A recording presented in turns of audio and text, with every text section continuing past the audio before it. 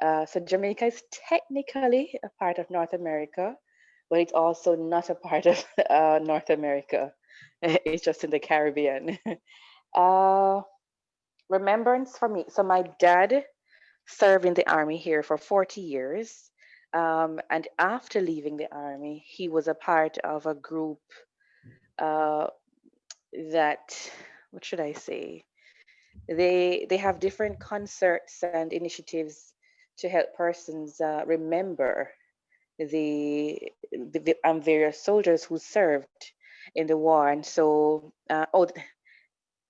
they call the concerts Poppy Appeal concerts. So he's always wearing a poppy, always, and we have different events in high schools and so on, where people have to not to buy poppies, but to contribute. So it's something that's very common here, and not a specific day. So we don't have a Memorial Day here in Jamaica. So it's not a part of our culture, but we do remember persons who have served all year round.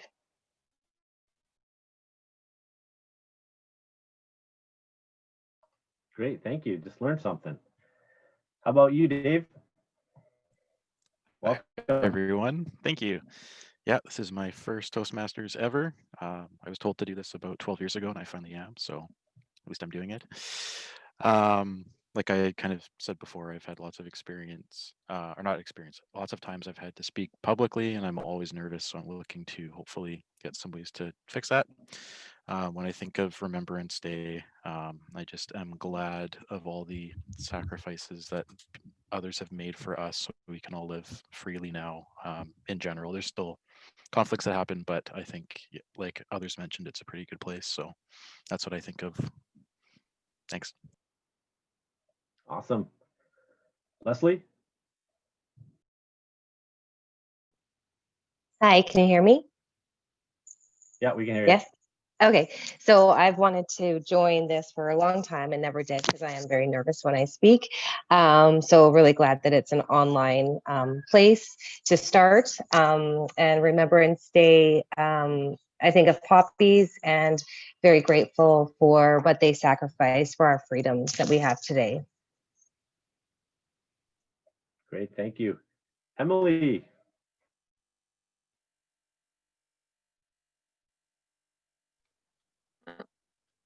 Hi, my name is Emily. Can you hear me? Yeah, we can hear you. Oh, when I think about Remembrance Day, I think about people wearing poppies and people who served during the World War. And I've been with Toastmasters for a while. And I think that's it.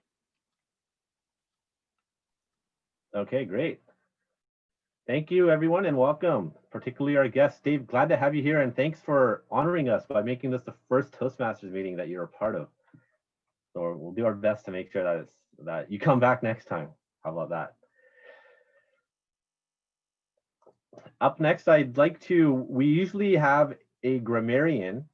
So all of our meetings have usually the members take on specific roles to help facilitate the meeting. And one of those roles is the grammarian. John was supposed to be our grammarian tonight, but he's not here, and he did not communicate that he would not be here. So I'd like to first ask if there's anyone on the roster today who would like to take on that role. And if no one can, then that's completely fine, because I know we are already short today and there's already a few members taking on multiple roles. So if we have to, we'll leave that role out. But what the grammarian does is he keeps track of everyone's word usage and grammar and then so he makes note of everything during the meeting, and then at the end of the meeting he gives a report where he reports back on how many times people made grammatical mistakes while they were talking, as well as sometimes he can double as an awe counter. So he would count how many times someone says ah or so, like, and we call those filler words. So it's a way for us it's like a snapshot of how effective your speaking is and how clearly and professionally you can talk without using those types of words. And then you can hopefully see your progression on using those words less and less the more that you're attending the Toastmasters meetings. And by making you aware of them to begin with, then we realize that we have something that we need to work on. If we're not even aware of it, then how are we going to improve it? Right? So that's the role of the grammarian. Jacinta, welcome. Nice of you to join us, Jacinta. Hello. Glad to have you. We have a lot of guests on our meeting tonight. And I just want to ask you if you can quickly introduce yourself. Just tell everyone a little bit about you. And then you think of Remembrance Day. Oh, good afternoon, good evening, fellow Toastmasters and guests. I'm Jacinta. I'm from North Vancouver Toastmaster Club, and tonight I came to here because I have the time. What I remember, what comes to my mind when I think of Remembrance Days, I think of the soldiers who sacrificed their life in the war to save the country, and also I think of the poppy. I remember that people are selling the poppy for the donation to fund the soldier or the foundation. So I think that if we have to remember the Remembrance Day, we should buy the poppies to show our contribution to the country. Great, thank you very much.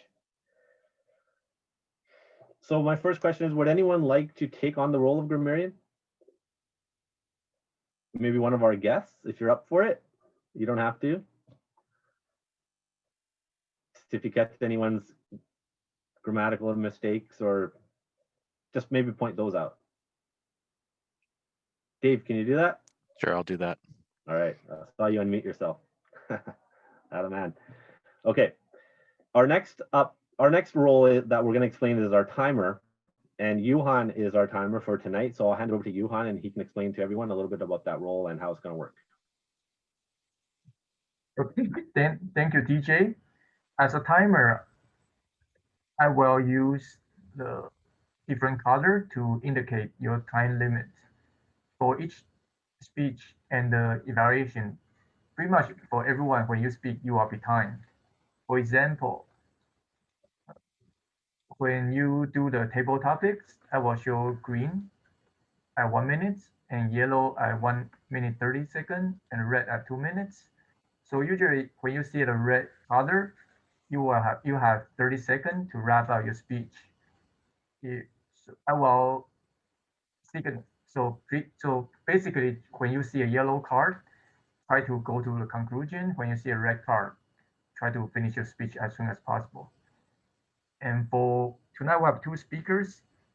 The one is longer, one shorter. So as you see the agenda, you can see the time limit for each session. So I will base on the time on the agenda to time you. Back to Mr. Chair. Johan, can you explain to the guests why we track the time and what the purpose of that is? Yeah, we need to start a meeting on time and finish a meeting on time. That's the main purpose.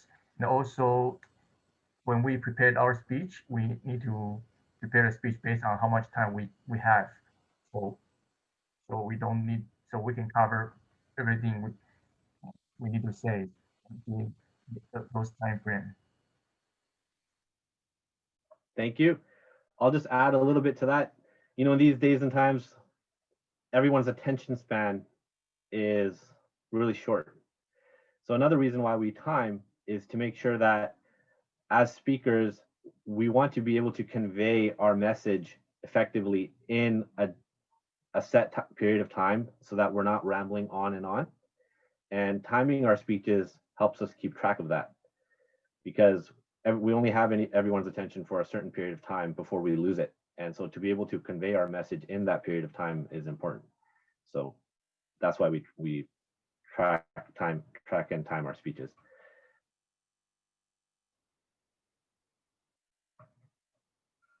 Jacinta, question for you. You were our joke master. Do you still have that role? I I did that. I removed myself as stroke master because I cannot come on time. So that's why I removed myself. Okay, no problem. I have some jokes if we need some. Sal, how about you? You got some too? I have a joke, but if somebody wants to do it, I'm more than happy to pass the honor to them. But I'm happy to do a joke if you like. Okay, shall I do a joke then? Sure, go ahead. Let me just greet the club, fellow Toastmasters, Mr. Chairman, most welcome guests, Leslie, Emily, Cinta, and Janice. There was a man who just celebrated Remembrance Day. And after that, he started suffering from this miserable cold. And so he called up his doctor, knowing that we're now in the lockdown stage. He called his doctor and he says to his doctor, I am really, really suffering. What can you do for me? So he prescribes him some pills. He takes them. Nothing seems to happen. So he calls him again. He says, I'm still sick. Well, get tested for coronavirus. He does. He comes out negative. And then he tells his doctor, I'm really sorry. I'm really, really sick. What can you do for him? So the doctor says to him, go home, take a hot bath, and then open the windows. And then the fellow says, well, I'm going to catch pneumonia if I do that. So the doctor said, well, that I can cure. Back to you, Mr. Chair.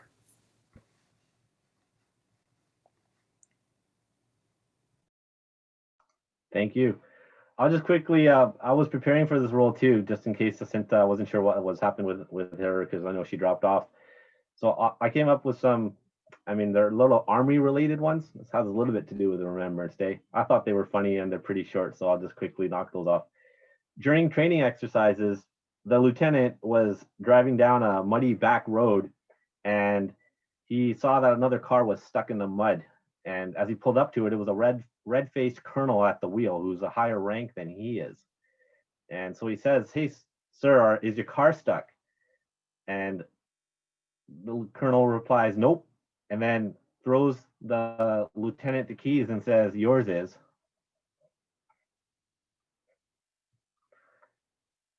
Next one is two crows were just, sitting on a perch and minding their own business, enjoying the scenery, when all of a sudden out of the blue, this Super Hornet plane just goes screaming right past them, engines full blast, and somersaulting and just doing all these fun and crazy tricks. And one of the crows says, oh my God, he's sure moving fast. And the other crow looks at him and says, well, I reckon you would be too if your ass was lit up like that as well.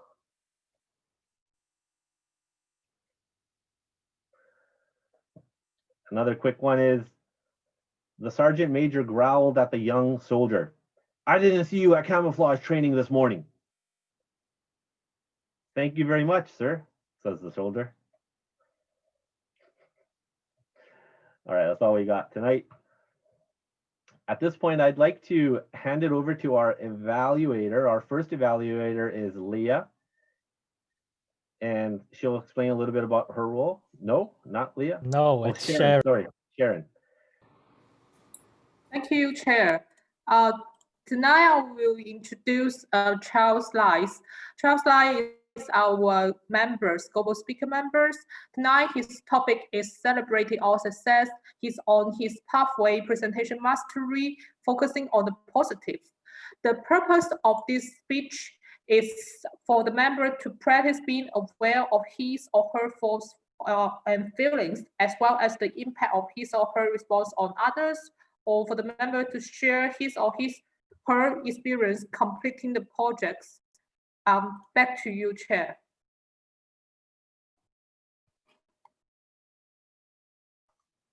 You can actually introduce Sal, right?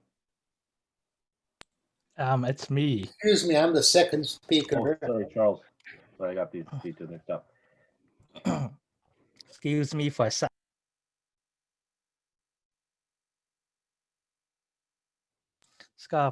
Just gotta get rid of the lozenges in my mouth, but excuse. Okay, can anybody hear me? Yeah. Okay, good.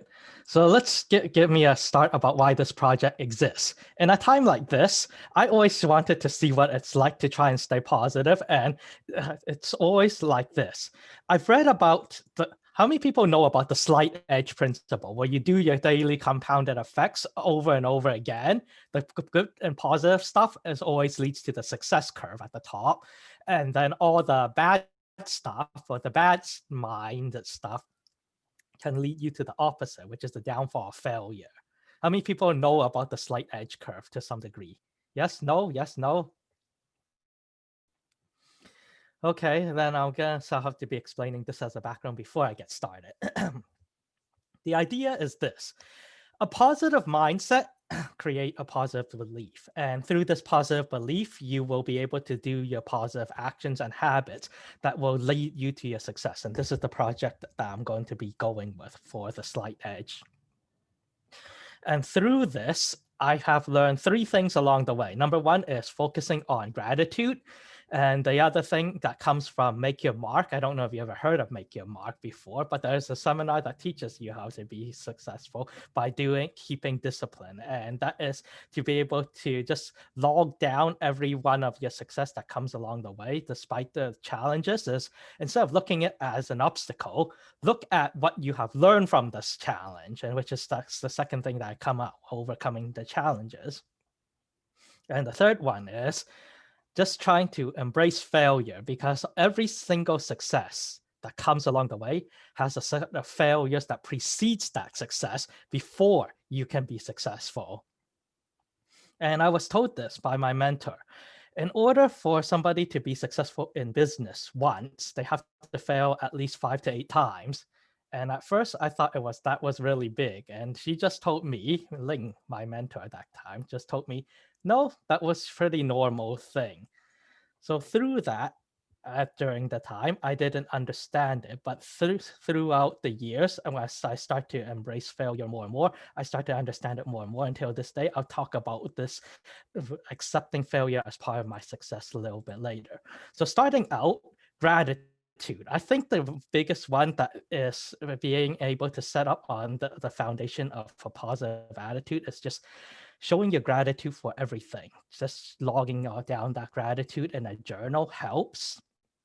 It also shows that you are willing to be grateful for even the most littlest things, such as my wife, for instance. She is always willing to go out and work extra and overtime because she's a researcher responsible for helping to develop the cure, in case you guys doesn't know that, which is why I'm always grateful for her for that.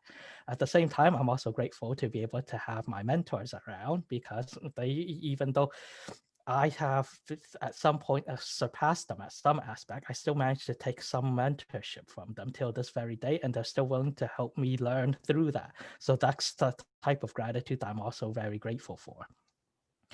So all of this help contributes to what we call growing and putting up into a positive attitude. And through this, I just wake up a little bit more happier, a little bit more grateful. And the days that I feel like, you know what, things that I normally get angry upon, like kids drawing over the place, I don't seem to get angry that often anymore. Or maybe at other times, it's just like when I see people like, how do you say it? You know, when people like kind of overstep or step a little too close, you just tell them lightly, but you didn't tell them like you just wanted to yell or swear at somebody. I think these are the kind of things that keeps you positive on that good note. So that's the first thing that I like to share about my mood. Second thing about is overcoming challenges. And the best way to be overcoming challenges is don't let the challenge that seems upfront challenging discourage you, because that leads to procrastination. And the best way I can be describing it is try thinking about what it's like to overcome the toughest part of the challenge first. Get that done through the first thing you do in your day. Do the hardest thing first in the day. And after that, all the easier tasks, it gets easier. And as you progress throughout your day, life gets easier and you be a little bit more happier. And I think this is the stuff that always keeps me going, which is the hard things always first, which makes an easier life later. Or the other one is hard stuff later, which makes a hard life much later. And I think this is very crucial and important when it comes to focusing on the positive. Is in the mind of a procrastinator is kind of like this. The mindset is tomorrow I will do it. Maybe tomorrow afterwards, maybe the day after, maybe the day after, tomorrow, tomorrow, tomorrow. But the question is, when will that tomorrow ever come in the mind of a procrastinator? Never. Not even, not unless you have some kind of deadline that's pushing against you. And even then, that is not exactly a motivation because that is something that is doing something that you didn't want to do. But instead, you wanted to be able to choose the hard stuff first and then make it easier and then reward yourself along the way. And this is what I learned about overcoming challenges that I really like about my positive, or at least thinking about the positive side of things. And the last thing that I wanted to be bringing up is accepting failure. And I think this is a big one because when people think about failure, it is kind of like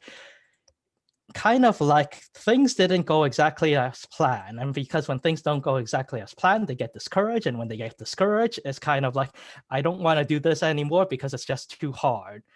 And I think this is the wrong way to be learning because things like this, people never be able to do the hard task or even the task that is needed to be able to achieve that success in the first place. And I think being able to just go through the first road bump and then hitting it again and again and again and learning from that mistake is the most important point of the growth. Yeah, it's uncomfortable. Yeah, it makes me want to punch the wall at times. Yeah, and it also makes me wanted to tear somebody's arm off because of how frustrating it can be. But at the same time, instead of trying to look at all of these frustrations, just look about what it's like, how sweet it is the moment you achieve that success. And this is what I've learned from all of this. Just staying gratitude, keeping gratitude to maintain positive, and looking at the success instead of failure and overcoming every single challenge along the way. This is what I learned from this project. It's a good experience.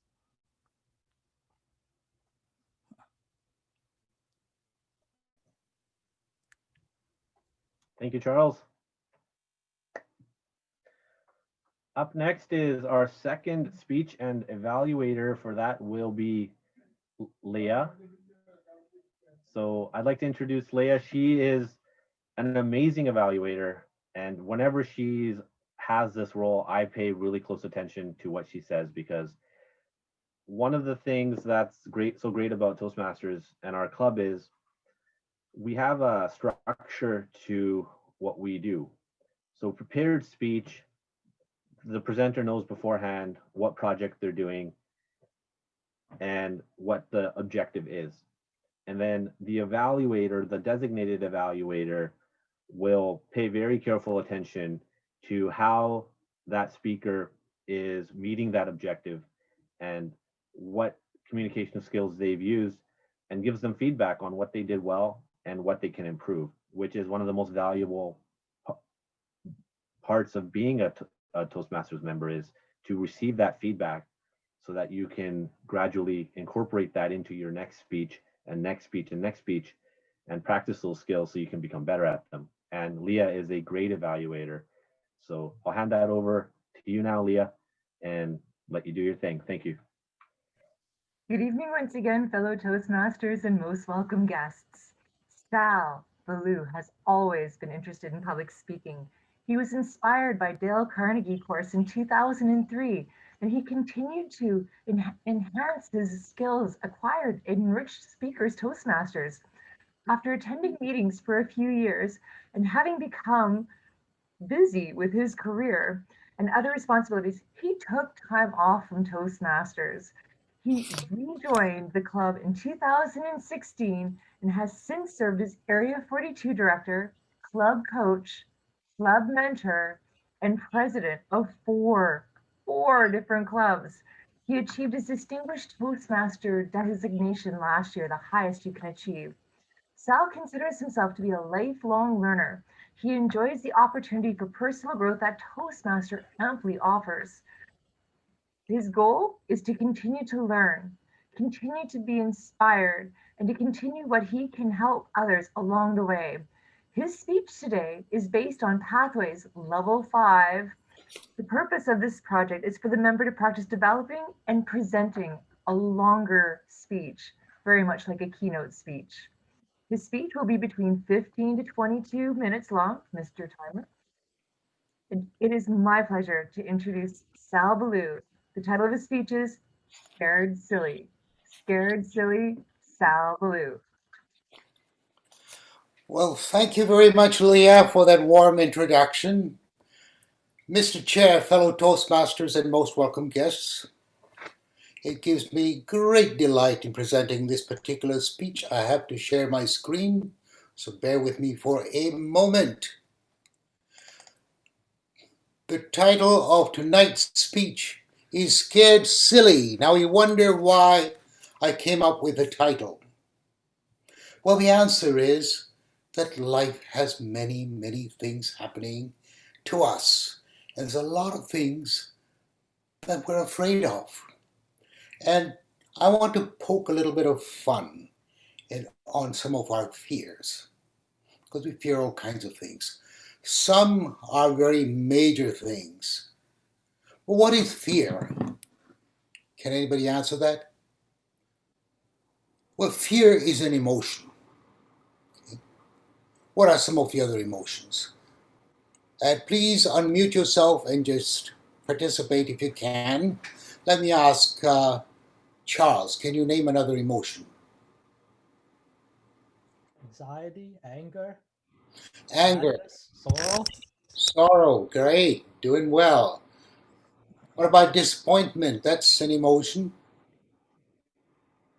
Joy, that's an emotion. So let me ask you another question, and feel free to participate. I'd like you to participate if you can. If I can't see you, just unmute yourself, tell me who you are, and just go ahead. So let me ask you this question. Are human beings primarily governed by fear, or are we creatures of logic? How many of you think we're creatures of logic? No, don't think so. We are governed by fear. Like you. And how many of you are creatures of emotion? Raise your hands. Say, I'm a creature of emotion. Definitely creatures of emotions.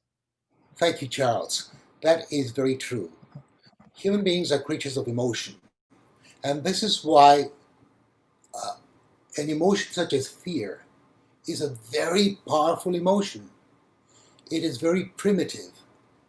And that's why some politicians can manipulate that. You see that.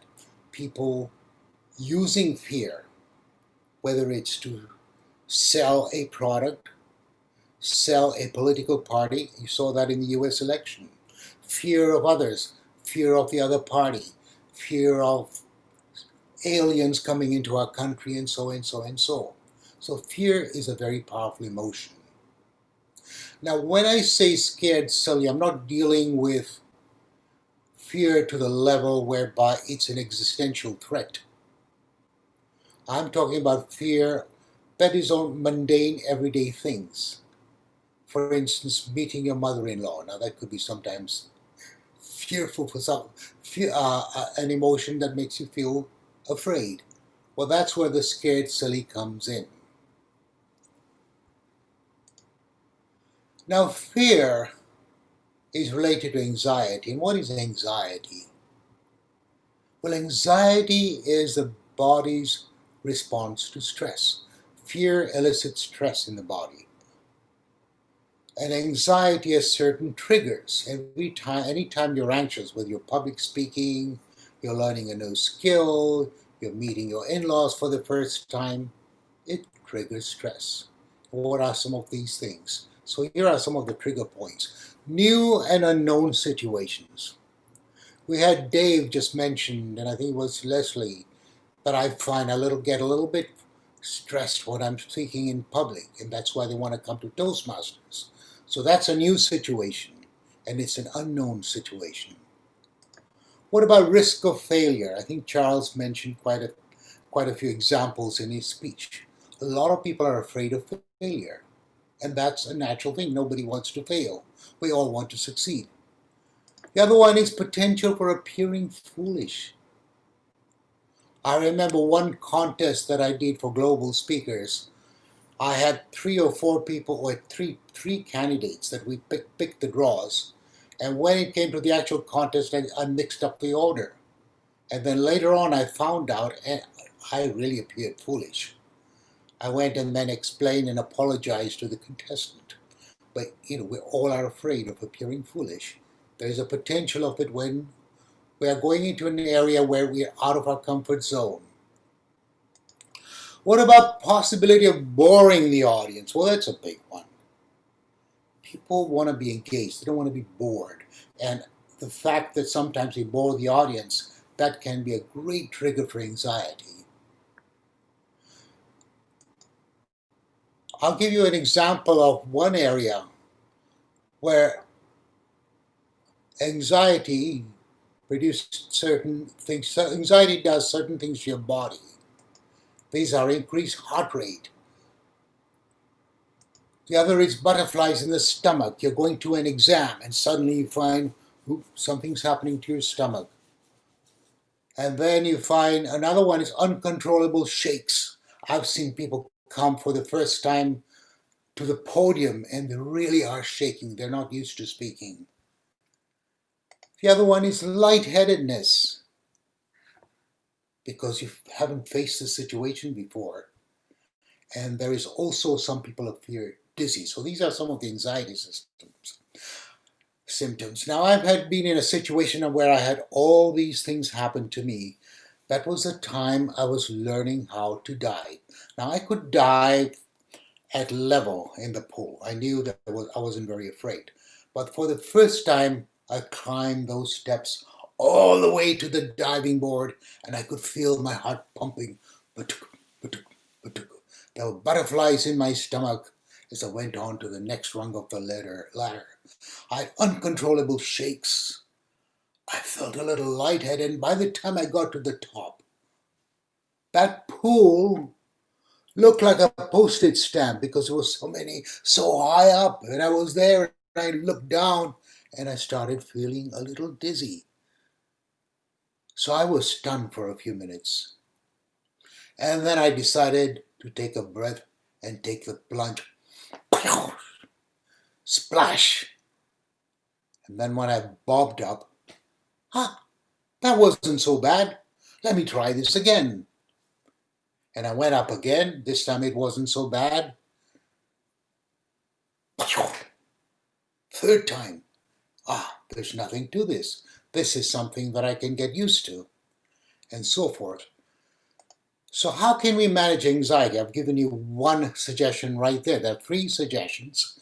But the one suggestion that comes out of it is get the experience. The more you do it, the better you'll be. So as a Toastmaster, the more you come up front and speak, or more you speak in the Zoom meeting, the better you will get. Fear and anxiety is normal. That's okay. Nothing wrong with it. Don't be afraid of failure. Failure is a friend. As Charles said, you can learn something from it. Now, at one of the contests at Enriched Speakers, we had 3 or 4 speakers. Actually, there were 4 speakers in this contest. And one of them was quite a good speaker because I know her. I had been a mentor some time ago. Her name is Maria. She ended up being the club president. And at this particular contest, I don't know, she started having some jitters. And I was the contest chair too, so she came up to me and she said, I'm sorry, I can't do this. I said, why not, Maria? You worked so hard, you practiced this speech many times. No, I can't do it, I'm sorry. I said, why not? What's wrong? Oh, no, I just can't do it. So I really wanted her to compete, so I said, let's talk for a minute. I said, what are you afraid of? She said, well, I'm afraid of failing. I said, Maria, just think of it. What would happen if you failed? And she thought for a moment. I said, remember, you learn from the experience. I said, is anybody going to put you in jail? And at that, she started relaxing. Her whole body started relaxing. And then there was her characteristic smile. She's a very charismatic person. And she said, okay, I'm going to do it. I said, great, Maria, just give it all you got. So she entered the contest, and she was engaging, she was exciting, she was full of beans, she was enthusiastic, effervescent. She didn't come first, but she came second. But she was good. And after that, she thanked me, and I said, what would have happened if you hadn't participated? She said, well, I would have missed all that. Now I feel a lot better. So the whole idea behind this is get as much experience as you can. Practice, practice, practice. Anytime you learn a new skill, are in an uncomfortable situation, practice, practice, practice. It's okay to fail. It's okay to look foolish. That's fine. That's part of learning. The second suggestion I have, relaxation techniques. How many of you do yoga? Anybody does that? How many of you do deep breathing exercises? Raise your hand if you do. Or unmute yourself and say, yes, I do that. Yeah, I do that. Who's that? Sharon. Fantastic. I don't, but I do meditation mindfulness. That's a wonderful way to relax. So what does that do for you, Charles? Keeps me cool and calm and collected. Perfect. Perfect. One more way I do breathing exercise, I've got an old version of this Fitbit. And there is a button there that you press and you go through breathing exercise. And it asks you to relax, take a deep breath, inhale and exhale. Inhale and exhale. And that goes on for about 2 minutes. And by the end of that, you're calm and cool. And that's great. Progressive relaxation, how many of you know what that is? That is relaxing every part of your muscle. And that tightening and relaxing, tightening and relaxing. Calming music. I sometimes, when I do a speech, before that I go for a long walk. And that relaxes me. There's isometric exercises. So there's all kinds of things that you can use. What are some of the things other people do to relax? How about you, Han? What do you do to relax? I don't know, exercise or singing. You exercise, excellent. So that pumps your body, your blood. Have a beer. Have a glass of wine. Have a glass of wine. Why not? That relaxes you. Perfect. I knew Charles. What about TJ? TJ, what do you do? I knew Charles would say beer. I like watching shows and movies. Oh, Denise had a good one. She likes listening to music. I like that too, actually. I do that all the time. Did you say watching movies? Watching movies or shows, yeah. What kind of movies do you watch that will relax you? I like comedy. Not scary movies, that's for sure. Perfect. Comedy. Perfect. What about our guests? What about Janice? What do you do? I listen to music, and I do like to spend time alone when I can. It helps to help me to just regroup and get back to what I need to do. Excellent, excellent. I like when I go for walks, I like a solitary walk because it just lets me relax. I'm walking, things are coming, I'm thinking through. What about some of our other guests? Any ideas? What about Dave? Do you have anything to make you relax? Yeah, I find going for a walk on my own for an hour or two really helps me refocus and get back to normal space. Excellent. Asinta, you have anything to add? I will go for a nap so that I don't have to think and make me peace of mind. You know, that is such a brilliant idea, a nap, because when you get up, you feel refreshed. A lot of us are sleep deprived, and that causes some anxiety, so nap is excellent. How about Emily? Anything you want to add there?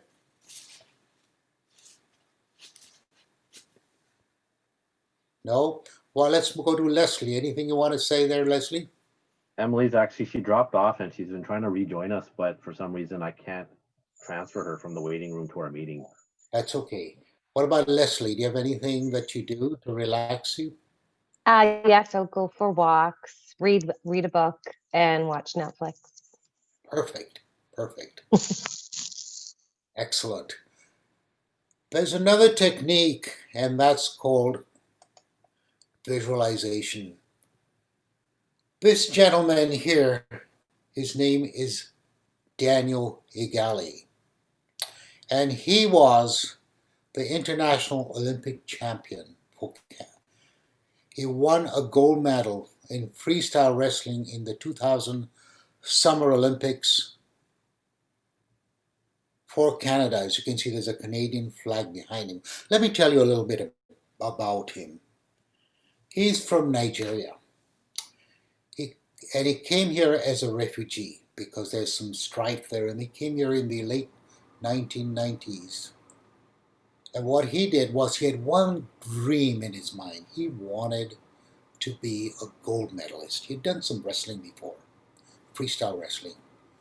Now, the reason I'm mentioning him is because he was in our Dale Carnegie course.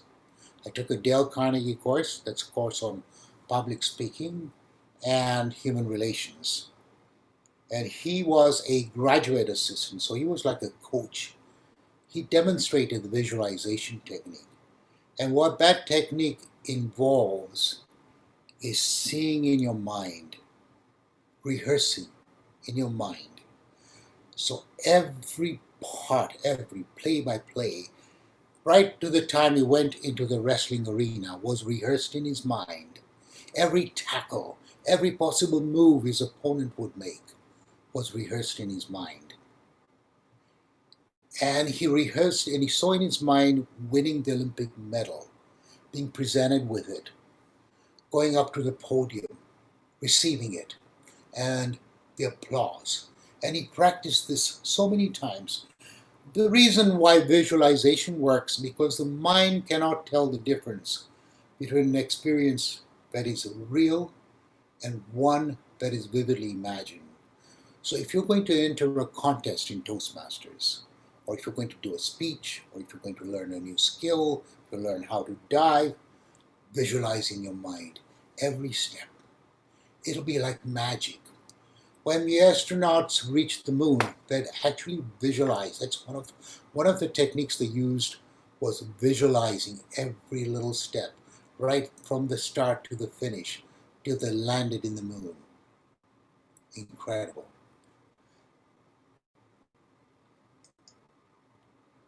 Now, before I conclude, I would just like to ask you if you have any experiences you want to share or any questions you have. Because I might ask you some questions, so if you don't have any questions. So let's go back to the topic about the contest. What happened there, and what kind of contest it was, and what did you do to overcome your own challenge? I had practice.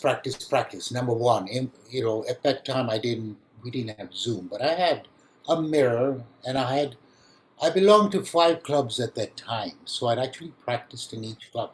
This is the contest at the district level, and I got feedback. And feedback, if it is constructive, is very, very, very useful because you can learn from it. So you learn as much as you can. Actually, I can't see Yuhan. How am I doing for time, Yuhan? For some reason I can't see you. Can you unmute yourself so your picture will come up here? Yuhan? Just green light. Okay, great. We got some time. So what I did, Charles, was started getting feedback. I actually represented Richmond Friendly at that time. I went to Global, did a speech. I went to Enrich, did a speech. I went to Richdale, did a speech. I actually had to change the speech several times because I started getting different types of feedback. And I incorporated one particular piece of feedback that was very, very useful to me, was about transitions from one story to another. And I learned about that. So I was quite prepared. I think the only thing that I wasn't prepared about was I didn't realize I was going to have so much fun doing this that I lost track of the time. It was a humorous speech. And as a result, I got disqualified. But I learned from that. I know that never to underestimate the time. So that was my experience. What about some of the other ones? Here, I know Leah is Leah is evaluating me, so I want to ask her. But what about some of the others? Has anybody used the visualization technique here? I have before, but has nothing to do with Toastmasters. If you want to share an experience, I can share with the. But I don't think. But I hope you like long stories. Well, if you could make it condense into about a minute, that would be great. Well, the idea is like this. Visualization can go with working with you as a friend or as a foe. Like the diving board example that you give is, if it was my first experience, I would look down into the water, scared stiff whether I should jump or not, because I was anticipating the pain and what it was like at the time if I wouldn't be able to know how to swim. However, as I ran into this exercise of visualization and what it's like, instead of focusing on all the bad stuff, I just focusing on what it's like the second I took my first dive in, and what it's like the second I just like go up straight to the top of the pool, and that fun experience after that. And it makes you want to go over and over and over and repeat that same experience. It's not necessarily with swimming. It can be sometimes when you do your first cold call, or maybe at other times is when you're at your first networking event, or maybe at other times is when your first time speaking in front of an audience of 10,000 and up. Thank you, Charles. So here we go. Charles has just demonstrated the techniques. I think for practice, experience, some visualization. The other thing is relaxation. So in conclusion, I like to say that fear is normal. That's fine. Don't be afraid of failure. Make failure your friend, because failure is where you learn how to be more successful next time. Don't be discouraged. Use the techniques, and there may be other ones. I'm sure this is not an exhaustive list. You could have so many different ones, whatever works for you. But the whole idea is, remember that this is a scared, silly exercise. Don't take it so seriously. Enjoy the ride. It's a great journey, and each time you do this, you're going to be better and better. And that concludes my speech. Back to you, Mr. Chair. Thank you, Sal. You should have asked John about visualization. He's visualizing right now. I know he is. We'll let him visualize. So we've heard from both of our prepared speakers this evening, and now we're on to our evaluations for the night. So Sharon, I'll hand it over to you to evaluate Charles. Okay. First, I would like to start with what Charles excelled. He's very good. He's presenting a speech in a very good structures. It flows as the speech goes, and it's good for him to share from his experience. And it's very educated, encouraging topics. And during this pandemic or during this difficult time, I think there are several things Charles can work on. At the very beginning, he presented too many abstract concepts. It's a little bit distracting at the very beginning, and telling from the sound, you sound a little bit nervous actually. The tempo kind of accelerated in the middle, and I think you can slow down because you already draw the attention of the audience, attention from the audience. There's something that I think you can change yourself next time is to practice before the speech so that you can manage the time within the time frame you set about. And also you can practice while with the camera facing yourself but not on the side, so that people can see you more communicating with you during your speech. And that's all for my evaluations. Back to you, Chair. Thank you, Sharon. Leah, would you like to give your evaluation next? Good evening once again, fellow Toastmasters and most welcome guests. Sal is a seasoned speaker, and it shows. I am going to touch on 3 things that I loved, 1.5 tips for improvement, and something that I just completely adored. The 3, 2, 1 method, but really 1.5, 1 method. Loved the structure of the speech and the way in which PowerPoint was used very effectively. The images were great. It added a lightheartedness to the overall speech. I really enjoyed how he had it very structured into 3 different segments, even though it wasn't necessarily 3 specific slides, and how he used the slides in the points within to tell a story within each different point. This was specifically true of the first slide, which was anxiety in your body's response. Now, I noticed that for the second slide, he saved the story until the very end with all the points on it.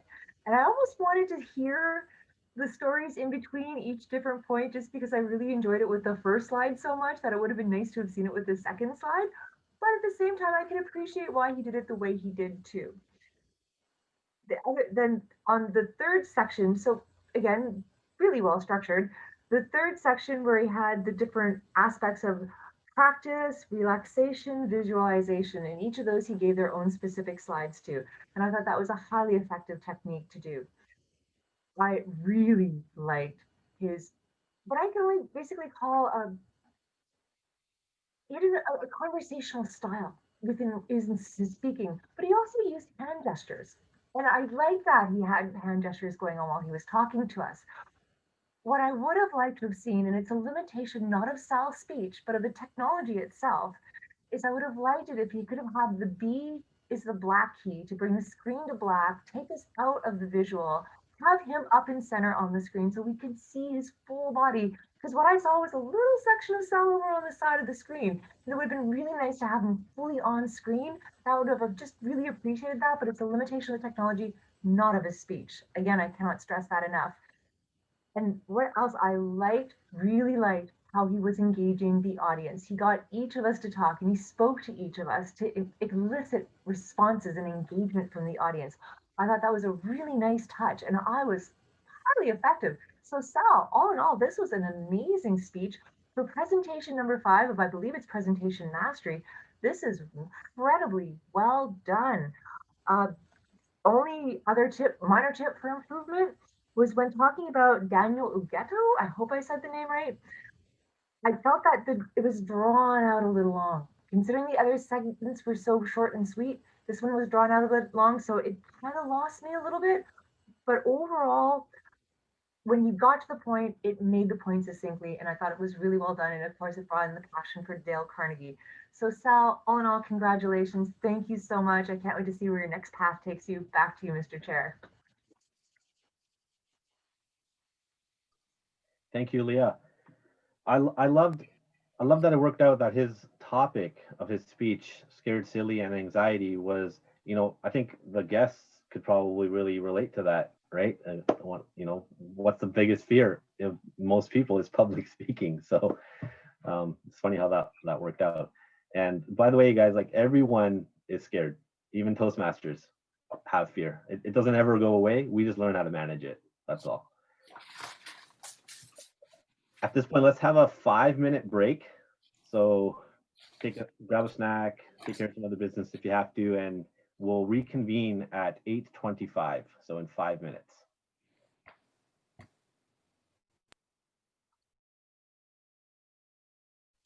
Sal, that was fantastic. Well done, it looks sir. like. Thank you very much, Leah. That's very nice of you to acknowledge that. Thank you so much.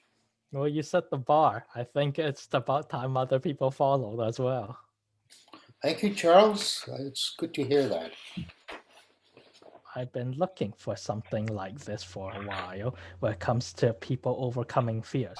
So the only thing I wanted to give on my personal side is, how some people say they have like episodes or like moments of anxiety attacks? I think it's a good idea to cover these in a more concrete and less abstract type of examples on your next one. Yes. Well, I chose this title, Scared Silly, because it was a course I took where I knew how to float and swim, but I really didn't know all the right techniques, especially putting your head in the water. That terrified me. So they had a special course called Scared Silly, and that's the one I took. And that include diving and all these other things you do, going underwater and being able to control your breath. And I like to float and swim and paddle and all that, but this was all new to me. So the title was very, very appropriate to what they were doing. But I took that title and applied it to everyday situations where we are scared silly. And the idea is that we can overcome that. We can't overcome existential threats like the pandemic, or if you're having a heart attack. Those kind of fears are very real, but you really can't poke fun at that. But something like this, I think you can poke fun, take it a little lightly, and learn from the experience. And I really like what you had to say about failure, because it tied into this particular speech. Is I always treat, or I try to treat, failure as a friend, not as an enemy. Nothing to be worried about. If you don't do well, that's fine. Learning experience. You'll do better next time. Yep, it's a good one. So let's go to Leah for a second. I sent you an email about last week about talking to practice, and I've never heard back from you in any bit at all. Oh, I'm on it. I've just been really stressed out. Sorry. What happened?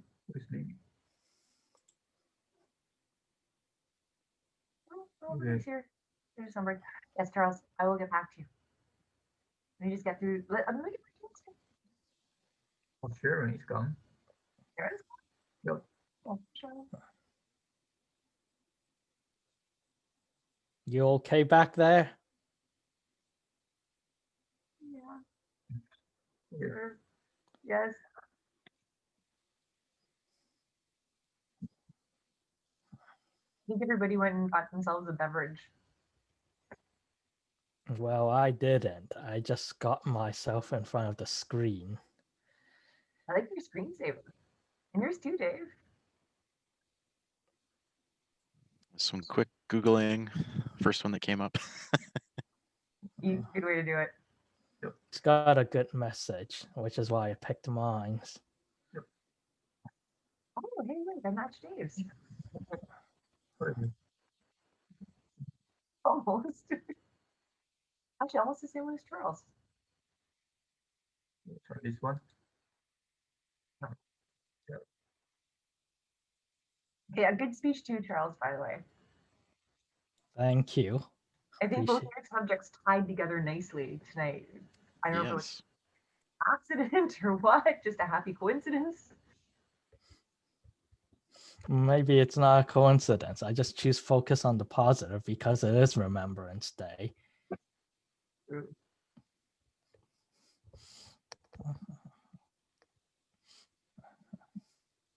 DJ, I think it's time. It's 8:25 right now. So.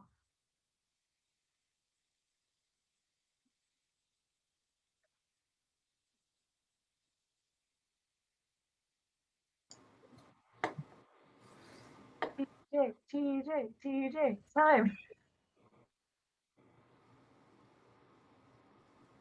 You're on mute still. Can you mute yourself? Yeah, I hear you. Thanks. Yeah, I said 8:25, and as soon as I finished saying that, it turned 8:21. So just giving an extra minute for everyone. 5 minutes. It ends up being pretty short, actually. You know, you think you could go get this done or that done, and then you come back. It's like, oh man, I'm barely back on time. Okay, so what I'd like to do now is we have our table topics coming up, and I'll let the table topics master explain a little bit about what that's about. But if it's okay with everyone, I'd like to do something a little bit new and just have it a little bit more theme related.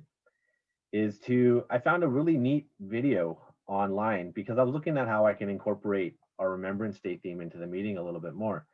And I found this really fun but educational video. It'll take us about 7 minutes, which will put us a little bit behind. Is that okay with everyone? If not, we can skip it.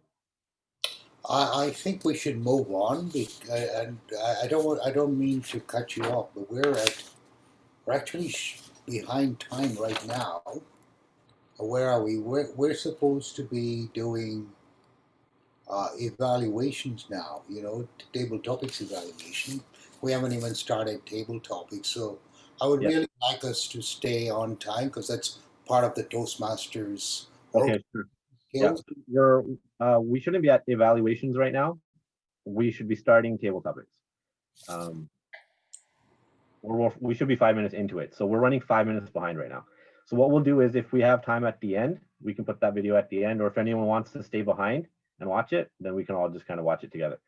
So let's start with table topics. Sal, you're our table topics master for the evening. Can you just explain a little bit to the members what that's about? Thank you, Mr. Chair, fellow Toastmasters, most welcome guests, Leslie, Janice, Asinta, Emily, and David. Great to see you. Table Topics is about impromptu speaking. We've just had a couple of prepared speeches. So Table Topics is the exact opposite. Here's where you're not even prepared. And the job of the Table Topics Master is to call upon you and ask you a question. And the idea is to think on your feet. You don't have time to prepare. You come up with something, and it's a skill. And this skill is very useful. You can use it when you're interviewed. When you're suddenly you're walking in the street and somebody puts a microphone in front of you and wants to interview you. It could be the press. But it's a skill, coming up with answers that are intelligent so people don't get stunned. So tonight, the theme is Remembrance Day. One of the reasons I didn't want to talk too much about remembrance in the introduction was because I wanted to ask you what Remembrance Day meant for you, but it looks like everybody else has answered that question. So I'm not going to ask that question. Before I begin, I'd like to ask if our guests would like to participate. If you'd like to participate, please let me know. You raise your hand, unmute yourself. Great, David, I got you. Anybody else? Okay, I don't hear anybody else. Gonna move on. So the first question is, Janice raised her hand. So Janice said she'll participate. Janice will participate. Okay, Janice, thank you so much. All right, Remembrance Day. So I'm not going to ask you what Remembrance Day means to you because it looks like this was asked before. Somebody raised this subject about wearing a poppy. And last year there was a bit of a controversy because we had a TV personality, Don Cherry, who thought that if you didn't wear a poppy for some reason you were not being patriotic, and I couldn't understand why, but that was his reason. I like to ask if wearing a poppy means anything. So let me call upon, to start with, one of our guests, because I like as many guests to participate, get the feel of it, maybe somebody who's not been here before. So that reminds me of Dave. Do you think wearing a poppy means something? And why do you normally wear one? And if so, why? Yeah, I think wearing a poppy just really is a way of showing respect for the people that fought in wars or haven't fought but are ready to sacrifice their lives or livelihood for us. So while Don Cherry went a little off the rails, I think he was somewhere in between that and nothing is perhaps the right approach, and it is a way to show respect. So that's my thought on that. Thank you very much. That is a great answer. Appreciate it. Now, the other question is the soldiers that fought, and we're remembering them. Now we have a different kind of war. It's a global pandemic. It's a world war. We're fighting this unknown enemy that nobody can see, that can come and attack you when you're not even prepared. And the question is, what do you want once the pandemic is over? And would you like something like this to be remembered? Is this something you will tell your grandchildren and your children that many years ago We were fighting a war with an unknown enemy, and we conquered the enemy, and it killed X many people. How about Leslie? Can you answer that? Did you raise your hand? Janice raised her hand. I'm sorry. Janice, that's for you. So I believe it's necessary to remember different historical events, what historical events that inspire some kind of hope or encourage. It's important to remember bad times, but I don't believe we should celebrate it the way we celebrate the service of different soldiers. You know, I wouldn't want the pandemic to be something we celebrate in that kind of way. I think it's necessary to discuss it in schools, to have it in history books, but not to celebrate it in that kind of way.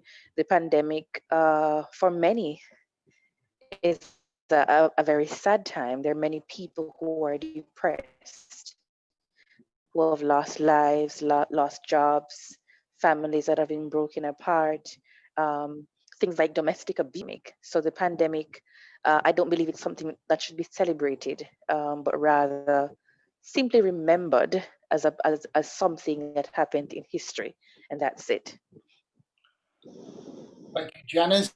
I think the question was, do we remember that, not celebrate it? So, but thank you for your response. Moving on to our next. S- All right. So my my use of the word celebrate is more than likely not what you think I mean. So celebrating for me, uh, remembering is also a part of celebrating. There's no need to, in my opinion, to remember a, a pandemic besides simply putting it in history books. The way we do, like remember soldiers and so on, that is celebrating their service. If we do the pandemic in that way, it's celebrating and not merely remembering it. Thank you very much for your clarification. I appreciate it. How much time do we have, Mr. Chair, Mr. Timer? Do we have time for another question? Time for one more. Time for one more question. Okay, I got a little message here. So the next question is kind of an interesting question. We talk about freedom. They were fighting for our freedom. We have to remember all these people that fought for our freedom. What was it that they were fighting for? Fighting freedom from being scapegoated. Way back in Germany, 6 million people were gassed. Today, racism has reared its ugly head. Black Lives Matter movement came to the forefront. Indigenous people in this country have been mistreated. They certainly don't have the freedom that perhaps some of the others have. And in this very city, we have people that look Chinese being attacked, blamed, scapegoated for the pandemic. So the question is, have we really learned anything from the wars that have taken place, who are presumably fighting for freedom? And this question, if Emily would like to take it, have you really learned anything from the past? Right. Do you mind repeating that question again? The question is, have we learned anything from the past, given that there is still issues that we haven't dealt with? Example is attacks on people that look like they're from China, they may or may not be, who of course have nothing to do with the pandemic, but they get attacked because of their race. And one of the reasons why the soldiers fought was for freedom. The question makes sense. If you want to pass, because it's a little bit complex, please let me know. I'm not sure how to answer that question because I don't really understand it. Does anybody understand the question? Emily, I think the simplest way to answer that question would think of it like this. Do you think we've learned anything from the world wars before? Do you think we've learned anything from that on how we should treat other people? I'm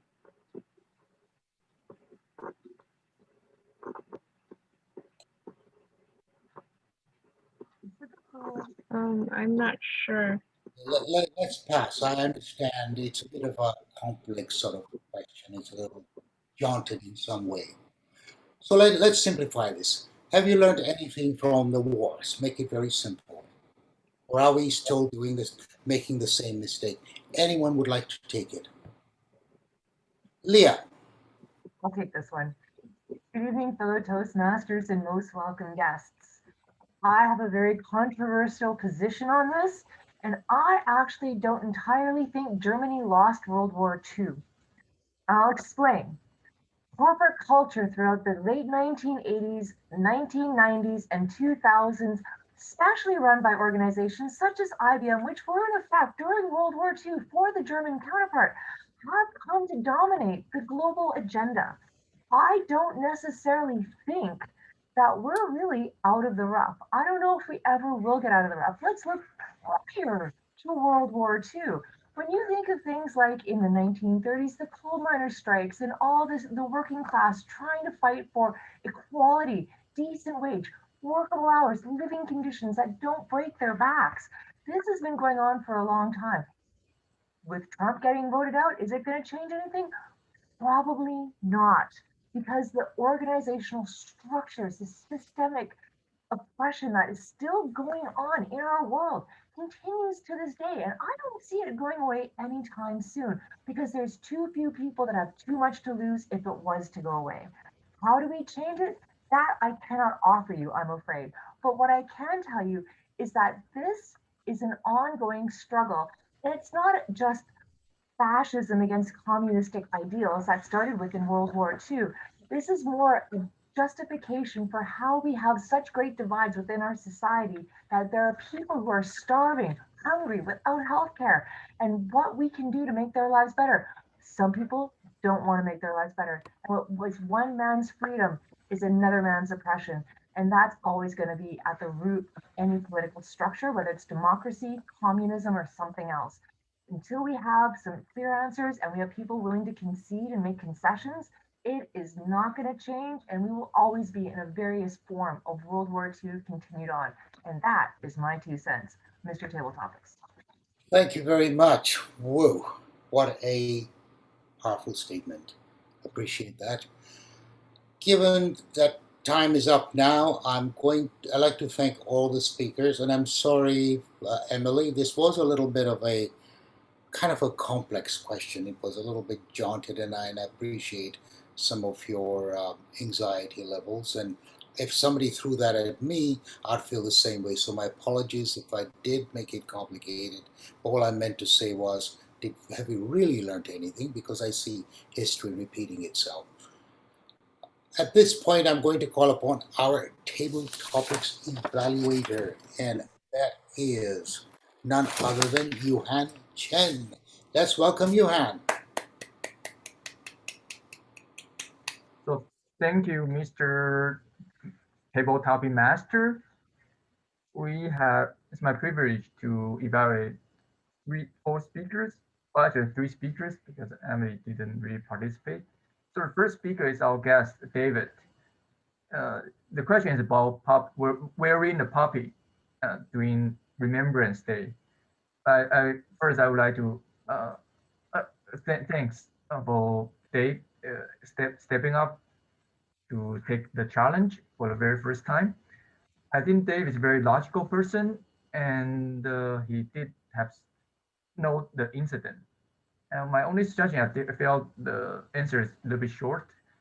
I think in my timer's explanation during the table topic, everybody have 1 to 2 minutes, so you can elaborate a little bit more for your opinion on the Don Cherry incident. The second speaker was Janice. So welcome back, Janice. She's talking about the pandemic. And I appreciate she shared her opinion about we shouldn't remember have any celebration about fighting the pandemic. And because Janice didn't show her video, so I cannot comment on any body language. So from her voice, she's still very calm, and she always has very good pace. So her suggestion is the same. I feel her answer is quite short for the first part. However, she came up to explain why she doesn't think that we should remember to have any ceremony for pandemic. So thank you, Janice, and so I will encourage her to show her video to let us see her smile next time. The next question is about Second World War, I believe. And Leah took this question because I know she loved Second World historical movies, so she has a lot of knowledge about 1930s and 40s. And I don't have any suggestion for her answer because it's very complete. And although I didn't agree everything she said, but she's very enthusiastic, very passionate, and I can understand why she think this way. My only suggestion is if she can slow down a little bit more, because to maybe add a few more pauses between during her speeches, so all of us can understand everything she said. So that complete my table topic evaluation. Back to Mr. Chair. Thank you, Mr. Table Topics Evaluator Yuhan, and thank you for all of you that participated. I am very impressed with the guests, but I'll let that perhaps be evaluated by the general evaluator. I appreciate your courage for coming up and participating. And once again, my apologies for complicating the question for Emily, as she's a guest and she's not a seasoned speaker. But overall, I'm pleased that everybody that was called was participated. I hand this portion back to our chair, TJ. Over to you. Everyone help me say thank you to our Table Topics Master Sal and Table Topics Evaluator Yuhan. Yuhan, it must have been tough evaluating Leah. She's sitting literally right behind you and probably has a bat behind her chair in case you start talking too much, you know? I love the table topics today because I learned a little bit more about, the way people think and, Janice's opinion and Leah's opinion. And it's always interesting to see different perspectives on things, or even, when you have a perspective or opinion that you agree with. So just to know that you guys think alike, it's always fun to get to know the members a little bit better like that. So I'm glad. Thanks, Sal, for bringing those questions to us tonight. Up next is going to be our fill-in grammarian who had the courage to take on a new role for his first table topics meeting ever, or Toastmasters meeting ever, and he's participating to the best of his ability, which is amazing. And he took on a role. I don't even know who's done that before, but he did it tonight. So everyone help me welcome our grammarian, Dave. I know it was probably a tough to make out and try to find some mistakes here to bring to us, but let's see what you got. Sure thing. Thank you, Mr. Chairperson. So yeah, I tried. I read the notes, and so for Charles, there was some sentences you started with and so. That was the only thing I noticed. And I'm now using filler words myself. So I think just trying to focus on that, use different words to start your sentences. It wasn't every one of them, but that was the only thing that I really noticed. So well done, Charles. For Sal, I kind of got lost in the story, but I was trying to pay attention. There was a couple so's and you know's, but I think that's sort of just the way that you were speaking, the style of making it very engaging and conversational as opposed to more formal. So while there were some, I feel like it fit perfectly. So that was, I only paid attention to those two. I wasn't sure if I was supposed to do it for the table topics, and then I did one. So I totally lost track of that, but that is my report. Thank you, TJ. Great job, Dave. Awesome. Up next is going to be Leah. We're going to have a fun little game. This is our quizzer for the night.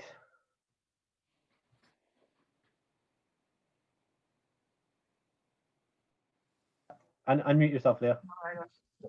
Wait, good evening, fellow Toastmasters. So while the grammarian tests his listening skills, I now test everybody else's listening skills. Make sure you unmute yourself and shout out the answer if you know the answer to the questions. I'm going to ask about 7 or 8 questions. My first question for this evening, who was the first person to leave the meeting for the night? Sharon. Yep, what was that? I think Charles got that one. Okay, next question.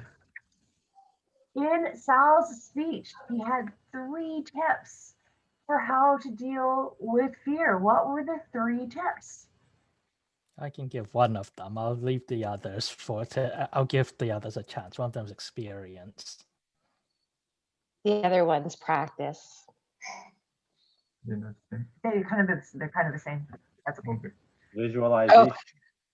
Visualization is one of them, for sure. Relaxation.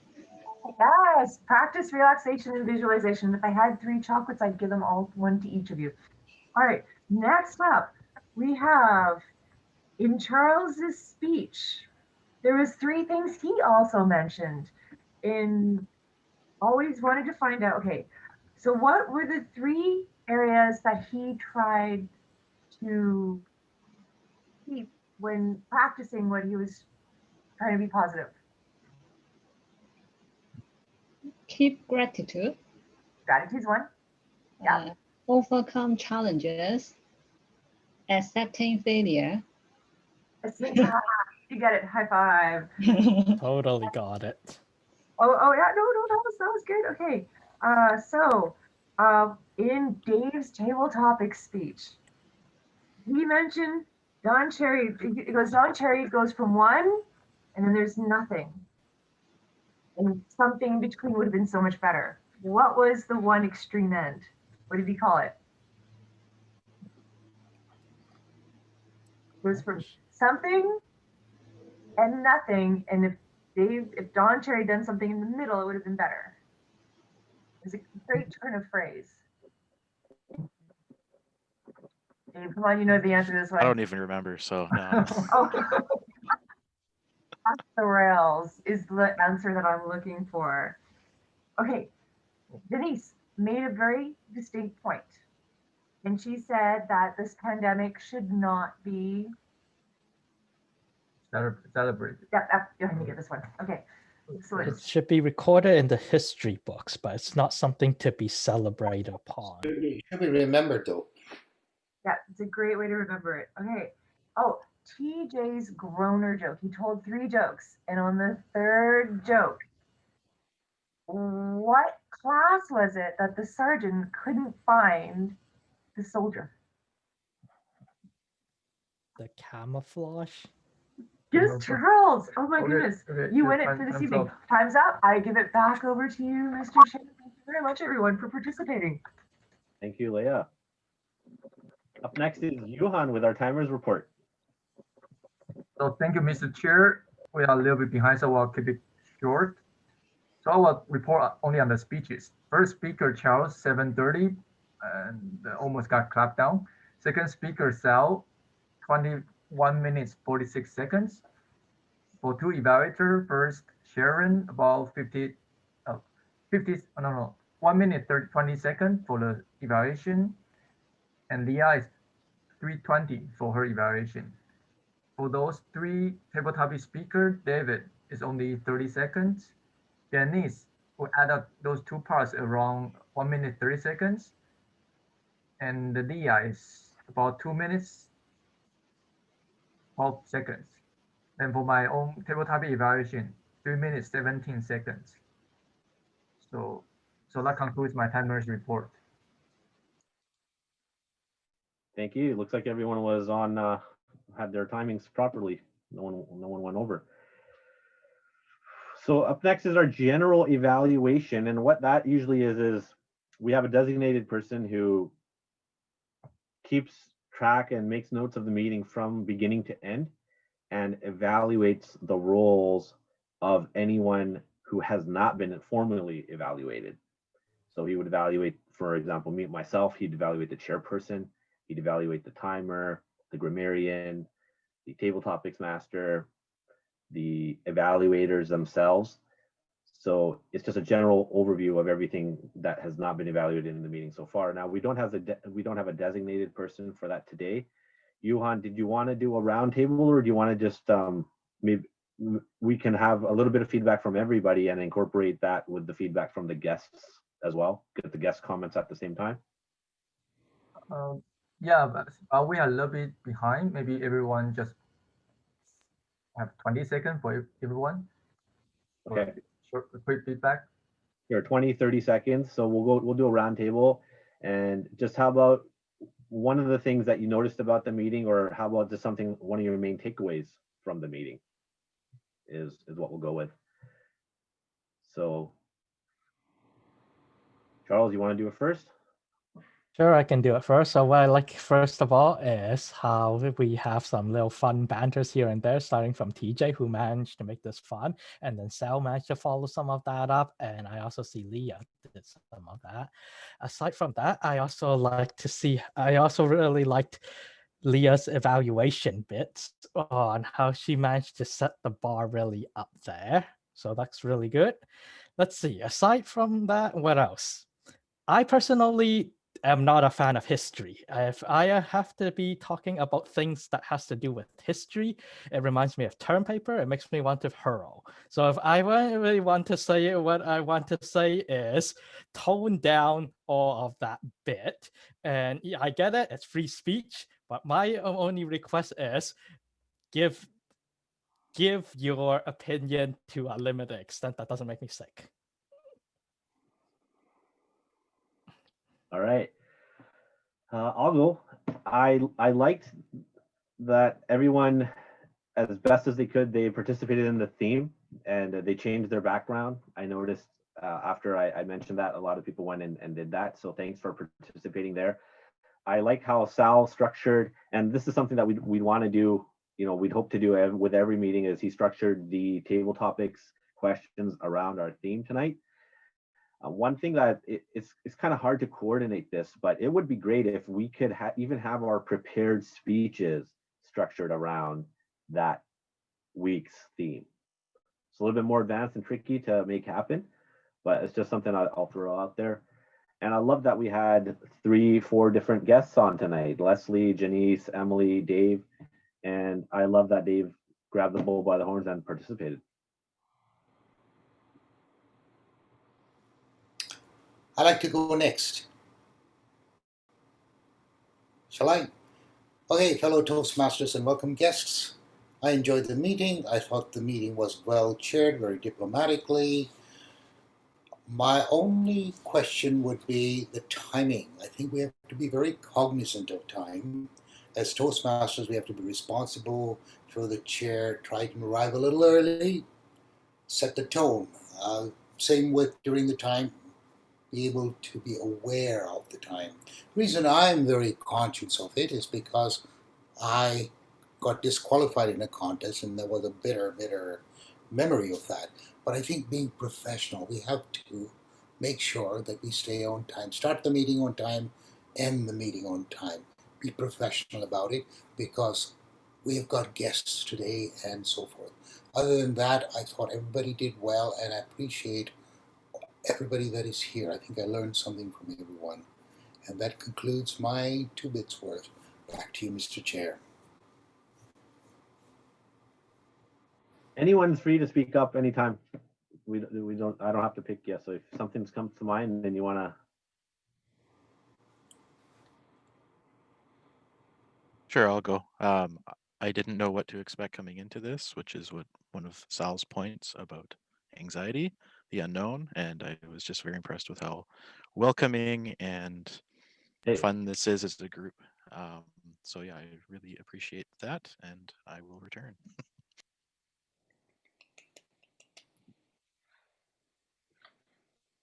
I'll go. I really enjoyed Sal's presentation.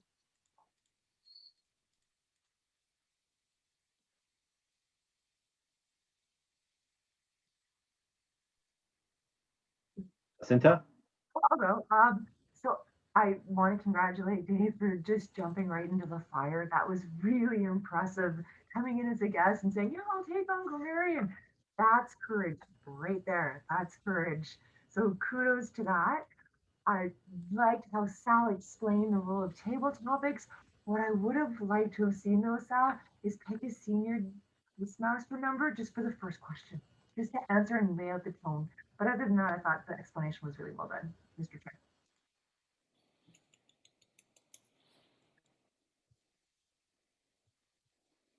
Cinta? I enjoy the two speeches because I remember the 3 points they mentioned, which is good. I have a take-home message, and I enjoy the joke master. Like there are 2 members prepared for the joke, and the club did not reject one of them. They just allowed the 2 prepared joke master to tell the joke, which is very good. And also I enjoyed the table topics question. Like Sal asked a good question. I like he said that COVID is an unknown enemy. And I think that it is a good description about COVID, like a war.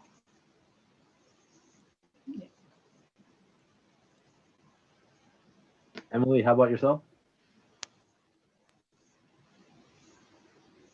I missed some parts of the meeting because like I was trying to figure out the camera, so I just ended up just using a different laptop. But I enjoyed the jokes tonight. Sorry if I missed like most of the meeting. All right, yeah, it's great having you. Just so this all kind of happened behind the scenes. Emily dropped off for some reason, like she was having problems with her equipment there, and then she tried like 5, 6 different times to rejoin us over a period of like 15 minutes, and we couldn't get her in for some reason. Zoom wasn't allowing her to jump from the waiting room into our meeting, but I'm glad that she kept trying. She didn't give up, and the 6th time, like 15 minutes into it, is when we finally just did the same thing again, and it worked. So she got on. So thanks, Emily, for not giving up, and we're glad to have you here. At this point, I'd like to hand it over to our president and ask him if there's any specific club business he'd like to take care of before we end the meeting. Yes, thank you, Mr. Chair. And we are only we are already 9 o'clock, so I'll keep it short. So our next meeting will be on November 23rd. And after that, I put our December meeting will be on December 7th and the 21st. So you can sign out rules on Easy Speak for all 3 meetings. And for next week, we already have 1 speaker, so we still have at least two more spots for prepared speeches. So please sign up soon. And I just sent a link in the chat. So there will be a training for club officer and the members on November 21st. And this a very special training because all the education session presenter is from different part of the world. It's not only from BC. So you can click the link to see the detail. And it's free to attend on Saturday, November 21st. So without further ado, I would like to thank everyone who attended the meeting tonight. And please stay after if you have any question or if you want to chat. So, video. Oh, I think teacher has some video to show us. So I will call tonight's November 9 2020 meeting adjourned. So however, please feel free to stay. So thank you, everyone. Thanks, Johan. So what I'll do is actually I'm having connectivity issues. I don't know if you've noticed it a few times when I've been speaking. I might have just cut out and everything froze on my end. And so I think it might not be a good experience for me to screen share that video, but what I did was I linked to it in the bottom. So if anyone wants to check it out, it's a 6-minute video. I would recommend you play it a little bit slower. So play it at like 0.9 speed because it does run a little bit fast. And it was super fun to watch, and I learned a little bit about World War I. So if you want to do that, by all means, the link is down there in the chat. Just copy, paste it, or click on it right now before the meeting ends, because then you won't have access to that anymore. And good call, Sal. We're running 9:02, so I think it's better that we forewent the movie. And I'll leave that to everyone's own individual interests. Okay, well, I'll call that a meeting then, and hope to have Leslie and Dave back at our next meeting. Dave, thanks for participating. And Leslie, glad to have you out. And yeah, it'd be great to, everyone's at their own pace, right? That's the thing about Toastmasters is it's a self-paced program. So you do what you're comfortable with. We kind of just, help guide you through that process.